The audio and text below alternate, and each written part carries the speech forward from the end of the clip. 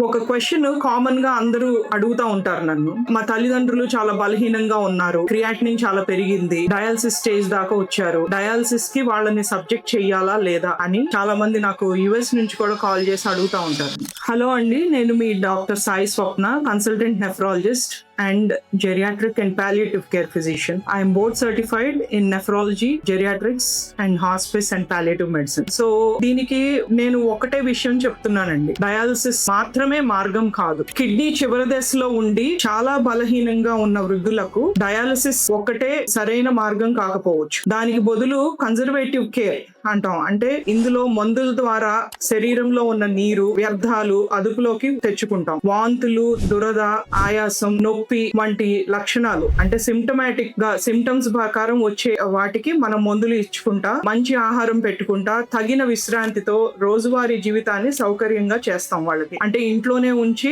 మందుల ద్వారా వాళ్ళు కంఫర్టబుల్ గా పెట్టడం. ముఖ్యంగా వాళ్ళు ఆసుపత్రి తిరుగుళ్ళు లేకుండా తమ ఇంట్లో ప్రియమైన వాళ్ళ మధ్య ప్రశాంతంగా ఉండగలరు. సో చాలా బలహీనమైన వృద్ధుల్లో పరిశోధనలు చెప్పేది ఏమిటంటే డయాలసిస్ జీవిత కాలాన్ని పెద్దగా పొడిగించలేదు, కానీ హాస్పిటలైజేషన్స్, మల్టిపుల్ హాస్పిటలైజేషన్స్, వాళ్ళు హాస్పిటల్స్ లోనే తిరుగుతూ ఉంటారు, చివరికి హాస్పిటల్లోనే ప్రాణాలు వదులుతూ ఉంటారు. సో ఇలా కాకుండా వాళ్ళకి కంఫర్టబుల్ గా ఇంట్లోనే వాళ్ళ తెలిసిన వాళ్ళ మధ్య ప్రేమగా చూసుకుంటా సిమ్టమ్ మేనేజ్మెంట్ చేసుకోవటం కూడా సరైన పద్ధతేనండి. దానికి మనం ఎటువంటి గిల్టీగా ఏమీ ఫీల్ అవ్వక్కర్లేదు. ఏమిటంటే ఎక్కువ రోజులు బ్రతకడం కంటే ఉన్న రోజులు ప్రశాంతంగా, గౌరవంగా, నొప్పి లేకుండా గడపటం ముఖ్యం. డయాలసిస్ వద్దు అని నిర్ణయించుకోవటం మీ వాళ్ళని వదిలేయటం కాదు, వాళ్ళ సౌకర్యం కోసం మీరు ప్రేమతో వాళ్ళ కోసం తీసుకున్న డెసిషన్ అండి. ఈ విషయంలో మీకు ఎటువంటి డౌట్స్ ఉన్నా నన్ను సంప్రదించగలరు. థ్యాంక్ యూ అండి.